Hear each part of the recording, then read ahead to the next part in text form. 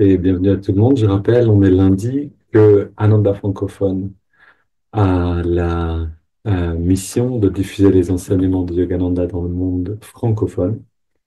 Si vous êtes intéressé par le chemin vers le Kriya, vous êtes au bon endroit. Si ça vous intéresse, écrivez-nous. Euh, et donc lundi, jour du rappel que Ananda vit de vos donations. Merci à tous ceux qui nous ont fait, qui nous font des donations régulières. C'est vraiment grâce à vous qu'on peut développer des projets dans le temps. Et donc, pour nous donner, vous pouvez aussi nous écrire, bien sûr. Donc, on va écouter. Alors, on commence une nouvelle thématique qui a été amorcée avec le satsang de samedi dernier, satsang numéro 52, si je ne me trompe pas. Sur la, donc, on parle maintenant de créativité. Voilà donc un texte de Swami Kriyananda, ou plutôt, non, de Asha, que vous connaissez pour la plupart d'entre vous, qui est venu parler dans notre festival l'année dernière, et qui a écrit un livre qui s'appelle Light Bearer, c'est-à-dire le porteur de lumière, qui décrit euh, la vie de Swami Kriyananda. Et tout le temps que Asha elle-même a passé près de Swami, et elle a passé beaucoup de temps près de lui. Swami Kriyananda, je le rappelle, est un disciple direct de Yogananda Paramahansa. Donc il a passé 3 ans très proche de Yogananda, il a reçu énormément, et il a reçu aussi des missions, euh, notamment d'écrire, de beaucoup écrire. Il a écrit plus d'une centaine de livres. Et aussi, donc, pour propager ses enseignements, les rendre vraiment accessibles à tous. Et il a aussi créé des communautés. Parce que un des rêves de Yogananda, c'est-à-dire vraiment une volonté forte à la fin de sa vie, c'était d'envoyer ses disciples créer des communautés dans le monde. Parce que, disait Yogananda, ce serait la manière de vivre sur cette terre, ce serait le futur de cette planète. Et donc, c'est quelque chose qui est en train de se faire. C'est très beau de voir cet épanouissement, cette manifestation. On a plusieurs communautés Ananda dans le monde, une grande en Amérique, plusieurs en Amérique, mais une très grande qui s'appelle Le Village, qui est la première, qui est vraiment aussi grande qu'un village, et plein de communautés, filles, de petites communautés qui naissent petit à petit un peu partout dans le monde, et notamment en France, en Europe. Donc, nous sommes en fait dans cette aventure-là de créer petit à petit cette communauté-là. Alors, écoutons ce que nous rapporte Asha des enseignements de Swami Kriyananda et donc de Yogananda sur la créativité. Certaines traditions spirituelles considèrent toute forme de créativité comme étant liée à l'ego. C'est une erreur de compréhension, disait Swami Kriyananda. On ne dépasse pas l'ego en essayant de le supprimer. La créativité est au cœur du chemin spirituel. Pour grandir intérieurement, il faut se donner, d'abord à Dieu, puis, selon l'inspiration divine, aux autres. La prière du chercheur sincère devrait toujours être: Seigneur, aide-moi à mieux te servir.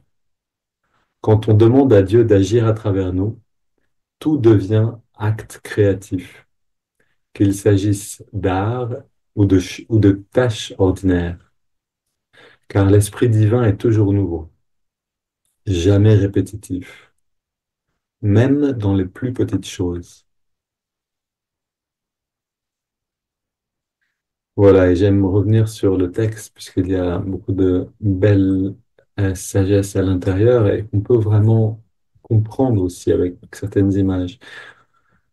Donc, on ne dépasse pas l'ego en essayant de le supprimer. Ça, c'est quelque chose qu'on peut retrouver dans une incompréhension, une mauvaise compréhension en fait du chemin spirituel. Ce serait de réprimer l'ego. Et c'est quelque chose qui fait du mal sur le chemin. J'ai moi-même vécu cette tendance-là. Et j'ai vu ce que ça donne quand des personnes répriment des expériences en elles-mêmes, choisissent par exemple un chemin de renoncement alors qu'elles ont besoin de faire certaines expériences pour se libérer d'un d'un karma passé ou de simplement d'aspiration à vivre des choses dans ce monde. Et ça peut en effet euh, fermer. Ça peut, on arrive à ce que Aurobindo appelait une fermentation spirituelle. C'est-à-dire que littéralement, il y a de l'énergie en nous qui appelle une expérience, mais si on réprime cette expérience, alors on peut arriver à une sorte de fermentation spirituelle qui va donner une acidité, en fait, qui va donner une aigreur de l'esprit. Mais voyons un peu plus loin. Donc, on ne dépasse pas l'ego en essayant de le supprimer. La créativité est au cœur du chemin spirituel. Donc ici, on ne parle pas seulement d'expérience, de faire des expériences, mais vraiment d'être créatif. Et en fait, être créatif, c'est une expérience qui nous fait grandir. Pour grandir intérieurement, justement, il faut se donner d'abord à Dieu, puis selon son inspiration, donc selon l'inspiration de Dieu aux autres. Ce qui peut nous aider à comprendre l'importance de la créativité sur le chemin spirituel, c'est l'image de l'arbre. Une image qui revient souvent, qui peut revenir dans les évangiles, avec cet arbre qui ne porte pas de fruits, ce figuier qui ne porte pas de fruits, ou alors cette vigne qui sera brûlée, le sarment qui sera jeté au feu si la vigne ne porte plus de fruits. Et c'est quelque chose qui revient parce qu'elle correspond tout à fait à la vie de l'humain. On compare aussi souvent l'humain à l'arbre, dans le sens où nos racines sont cherchées dans notre passé, dans notre culture, dans notre famille, et en même temps les feuilles reçoivent la lumière spirituelle. Et ensemble, ces forces peuvent donner des fruits humains, c'est-à-dire nous permettent en fait de nous permettre de servir, d'agir dans le monde d'une manière à ce que d'autres également puissent être inspirés, puissent peut-être mieux vivre et eux-mêmes donner des fruits. Donc c'est un cercle vertueux dans ce sens-là. Un arbre a besoin de grandir progressivement jusqu'à pouvoir manifester cette capacité à donner des fruits. On ne peut pas demander à un arbre qui est à peine une toute petite plante de déjà donner des fruits. C'est pas possible. Il a besoin de grandir jusqu'à manifester cette capacité. Maintenant, dans le chemin spirituel, c'est ce qui se passe. C'est-à-dire au début, on a besoin de recevoir. On a d'abord besoin de recevoir. On a besoin peut-être d'aller dans un ashram, d'aller dans une communauté, d'aller faire une retraite ou plusieurs retraites, ou de vivre près d'un endroit qui nous nourrit. Pardon. Et en recevant, c'est-à-dire en étant dans cette lumière d'enseignements qui nous correspondent vraiment, qui nous renforcent, qui nous permettent de vivre dans le monde en étant de plus en plus centrés dans notre essence, de plus en plus dans qui on est vraiment, on grandit. C'est comme cette petite pousse, cette graine qui devient une pousse, cette pousse qui devient une petite plante, quelques feuilles, et qui commence à être suffisamment forte pour ne plus devoir être, comment on dit, c'est pas caché, mais protégé par un grillage, ou pour pas que les animaux la mangent. Maintenant, parce que c'est vraiment ce qui peut se passer aussi, c'est-à-dire que nos aspirations spirituelles peuvent disparaître au contact du monde et on se fait dévorer par le monde d'une certaine manière. La conscience n'est plus libre de grandir spirituellement. On retombe dans l'idée que la seule chose qui vaille la peine, c'est de réaliser nos désirs dans le monde. Mais en réalité, ça ne fonctionne pas. C'est un cercle vicieux. Au contraire, c'est qu'on va avoir toujours plus de désirs.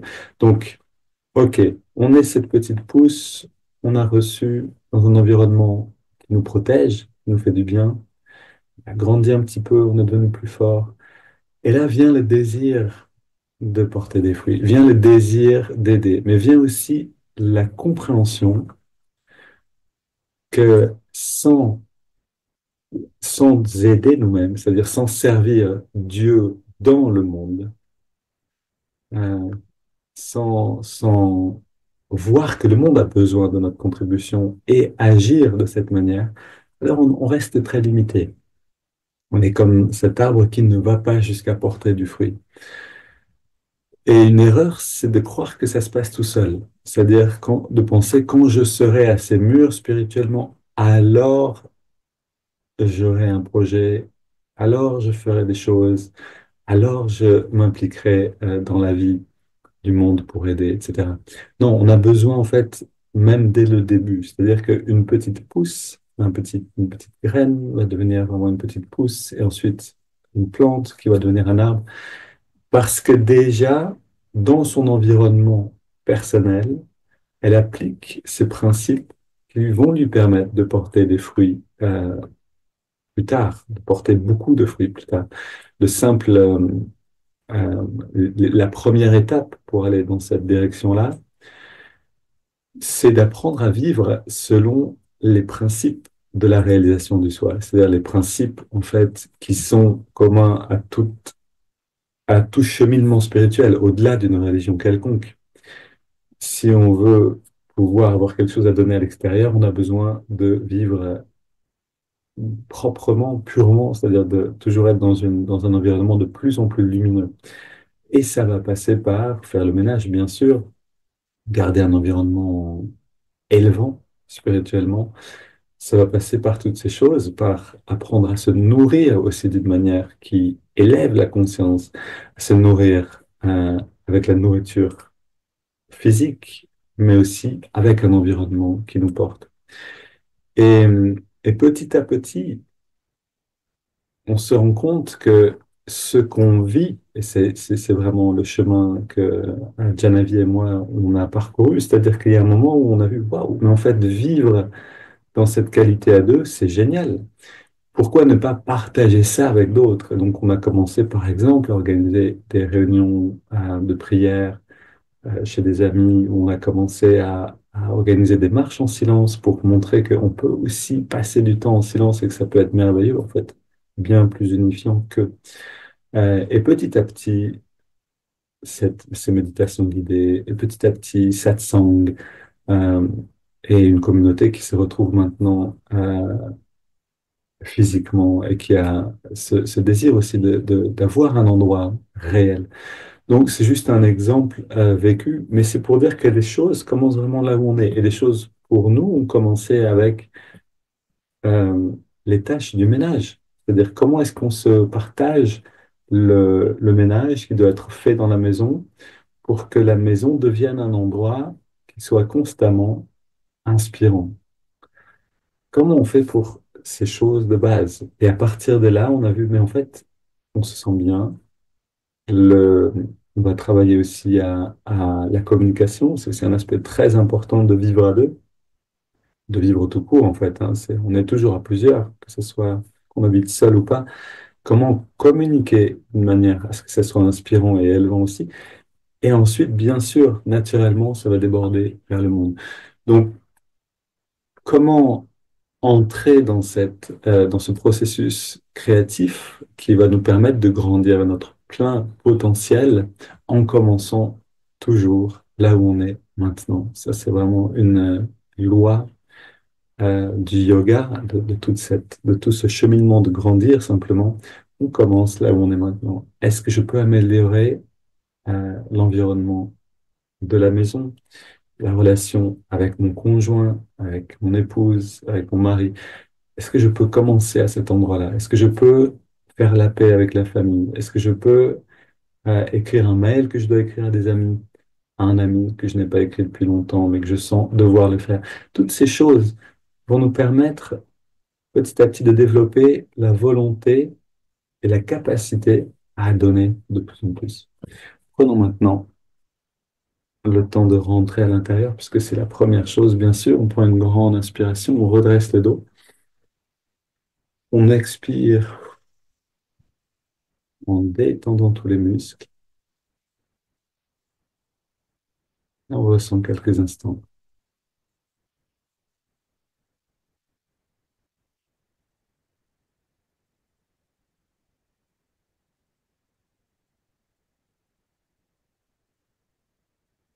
On voit avec une inspiration et une expiration profonde, avec l'intention de tout détendre. Littéralement, on voit la qualité d'être. Et cette qualité d'être détermine ce qu'on a à donner.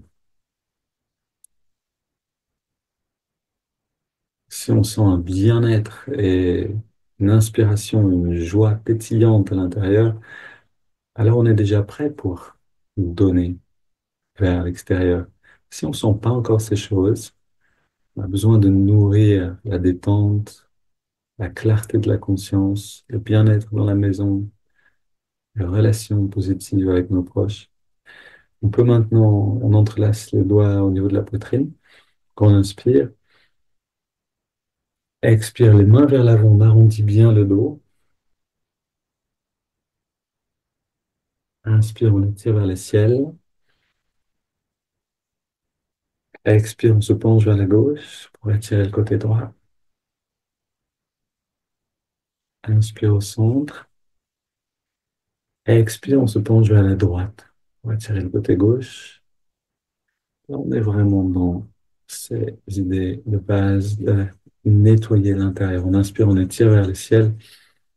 Expire, on se tourne vers la gauche. On pose les mains, on soutient la rotation. On se libère de toutes les tensions le long de la colonne.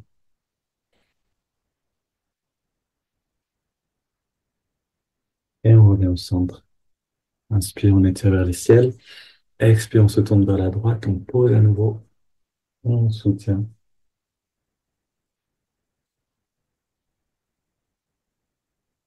Et on revient au centre. On pose les mains derrière nous. On se penche vers l'arrière en resserrant les coudes, les épaules. On ouvre la poitrine en prenant deux, trois grandes respires.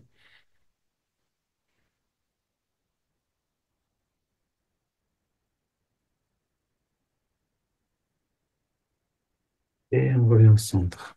On pose les mains sur les cuisses pour vers le ciel. Le dos est redressé, détendu, le regard légèrement au-dessus de la ligne de l'horizon, les yeux fermés. Et on sent ce grand bien-être.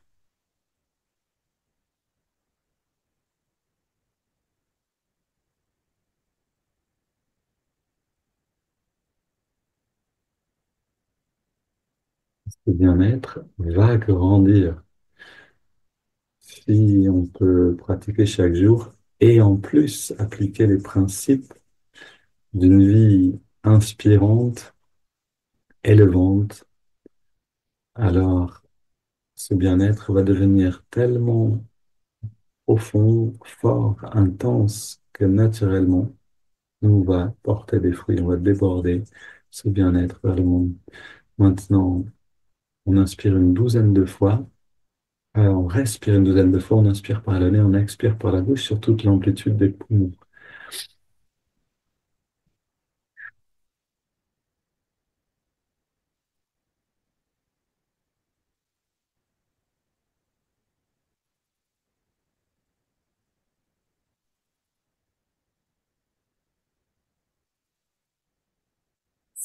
Dernière, essayons de saturer le corps en énergie, en oxygène.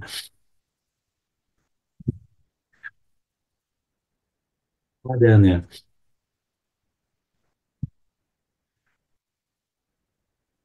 Et la dernière, on expire bien, puis on inspire le plus lentement possible, très détendu, en ressentant l'énergie remonter le long de la colonne.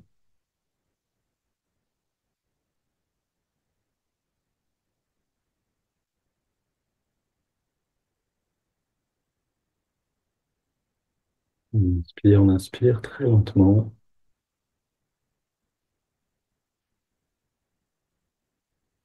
Puis on garde l'air dedans, on détend bien tous les muscles, encore un peu plus. Et on expire sans faire d'effort. On laisse l'air sortir, puis on arrête de respirer quelques instants et on plonge sous la surface du corps physique, dans les sensations du corps d'énergie.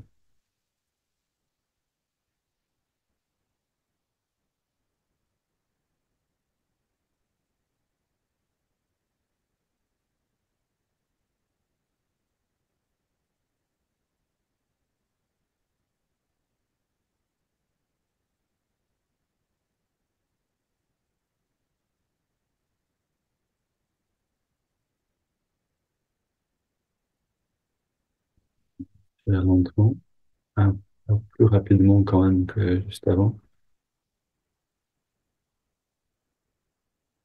On inspire, on remplit à fond les poumons. Maintenant, on garde l'air dedans. On rentre le ventre, on contracte le périnée. On peut activer les abdos et redresser le regard un peu plus.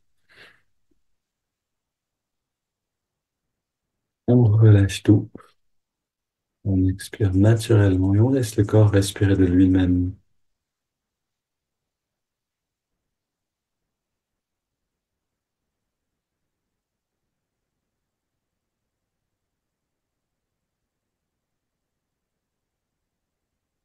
On voit toute la richesse, cette énergie qui est en nous, qui circule, qui nous demande qu'à générer ce bien-être et à donner au monde une chose après l'autre. D'abord, on doit trouver ce bien-être. On prend une double inspire par les narines. On serre les poings, on contracte tous les muscles du corps, puis on relâche complètement. Encore une fois, inspire. On serre les poings, on contracte tout le plus possible. Grande détente à l'expire. Et une dernière fois.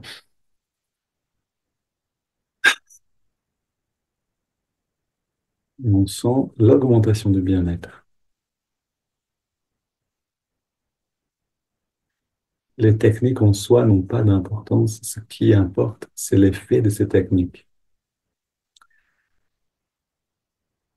Est-ce que j'ai un accroissement du bien-être, de la détente, et est-ce que je peux le sentir? Si je peux le sentir, alors je commence à l'intégrer vraiment.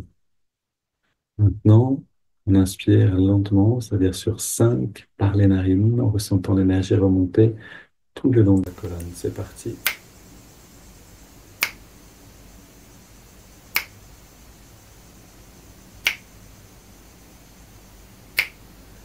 On garde l'air dedans, on concentre toute l'attention à la jonction des sourcils pour attirer l'énergie dans l'œil spirituel.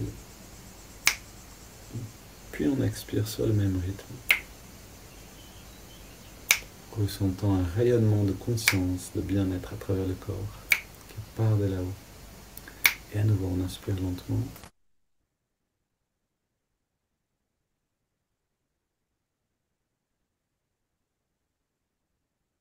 On garde l'air dedans.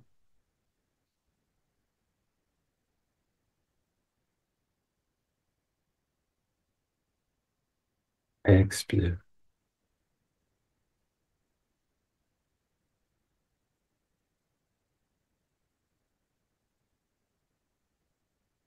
Inspire.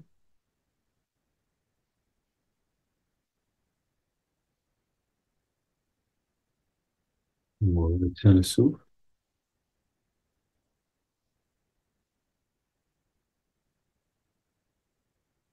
Expire.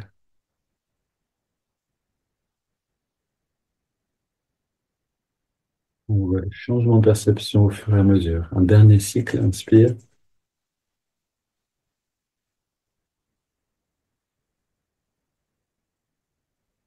On retient.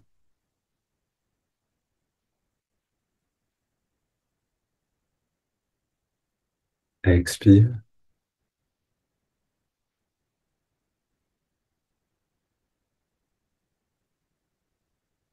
Puis on prend une inspiration profonde et on laisse le corps respirer de lui-même.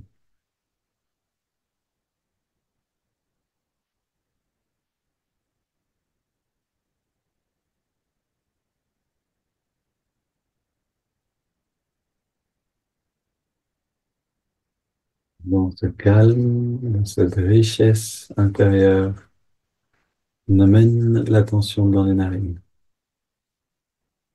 On trouve l'endroit où on sent l'air le mieux, le passage de l'air. Et à cet endroit-là, on ressent la fraîcheur de l'inspire et la tiédeur de l'expire. Cette sensation de fluidité.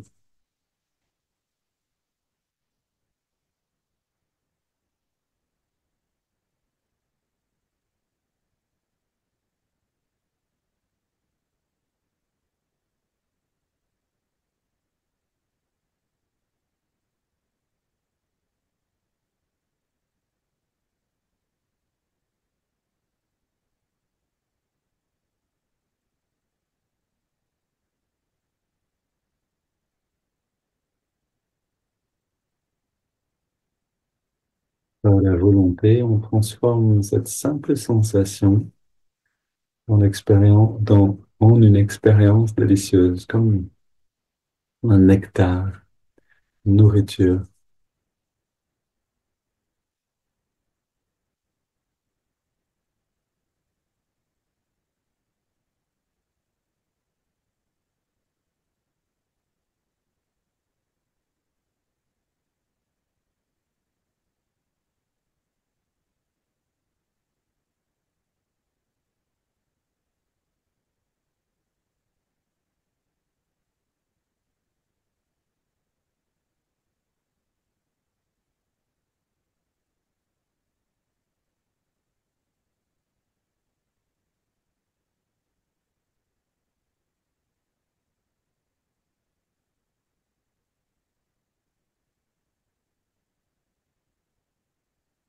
On ajoute le mouvement de l'index de la main droite. Chaque inspire, l'index revient un tout petit peu vers la paume de la main. À chaque expiration naturelle, on relâche complètement l'index. Et en même temps, on relâche toute tension corporelle. On se détend de plus en plus à chaque fois qu'on expire.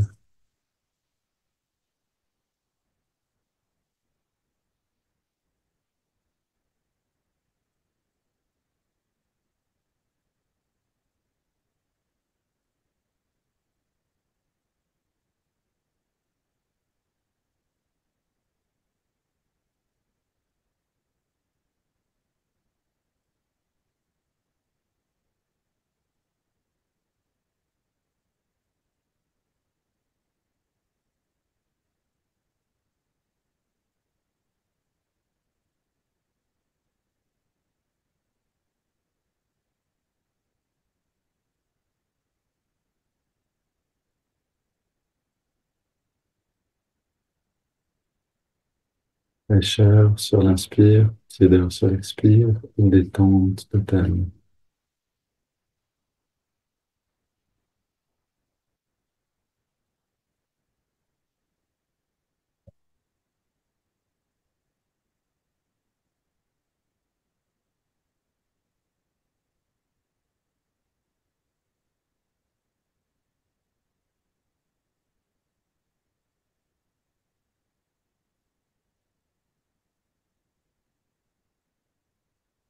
On ajoute le mantra Hong So. Hong accompagne l'inspire, So l'expiration naturelle. Mantra qui affirme Je suis cela, je suis ce qui est.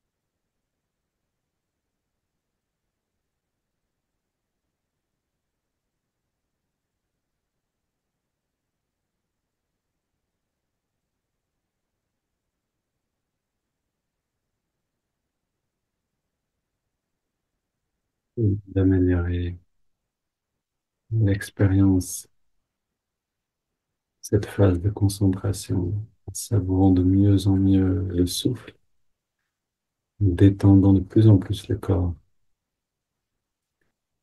et en ressentant le mantra résonner dans la respiration elle-même.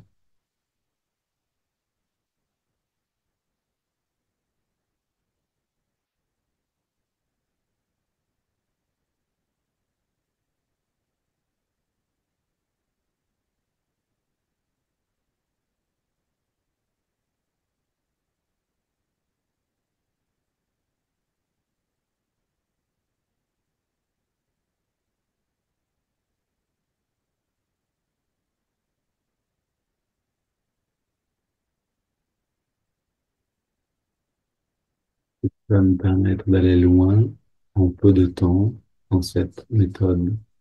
Donc ça, c'est de m'assurer que je perçois à chaque respiration ce changement subtil de perception.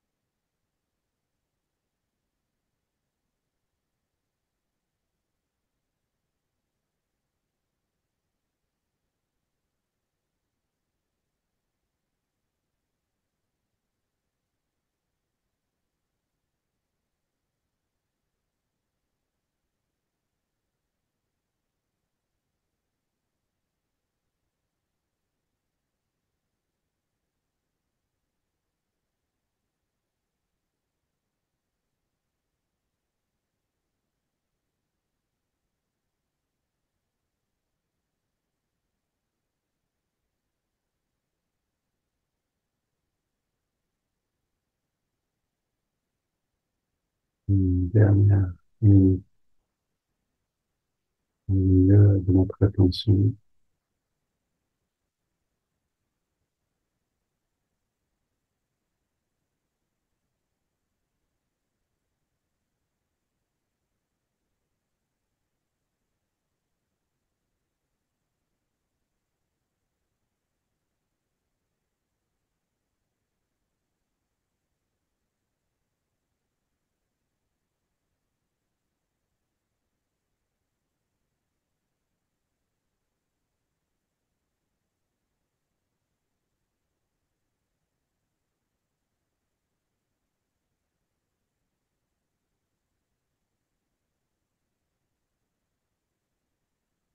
On prend une inspiration profonde. On expire en 3 fois. On a quelques secondes de respirer comme une pause, une liberté.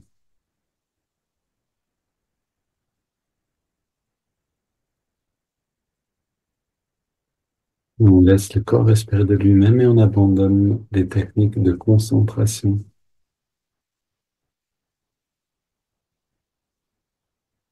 On abandonne le mantra, le mouvement du doigt, l'observation du souffle. On ressent cette lumière intérieure qui provient de l'œil spirituel et qui s'intensifie pour éclairer toutes les cellules.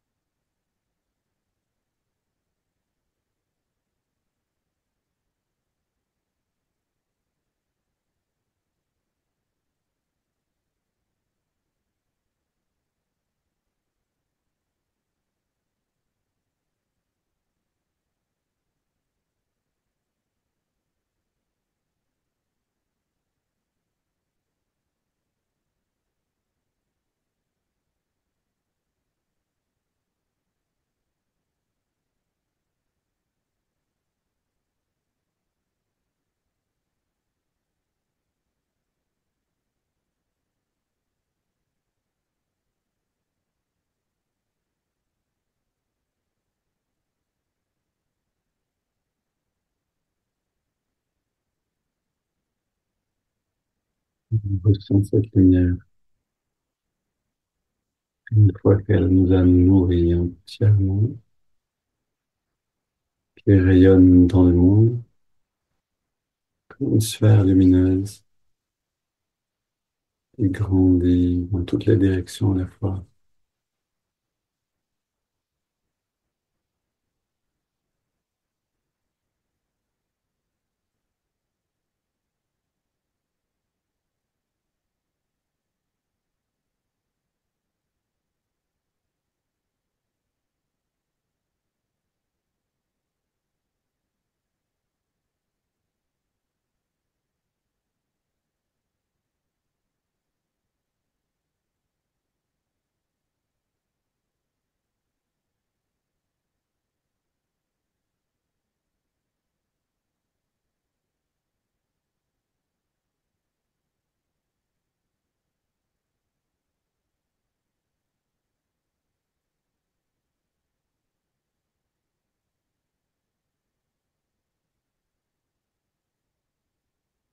Là encore, on a juste besoin de rester présent en devenant conscient du changement de la conscience elle-même.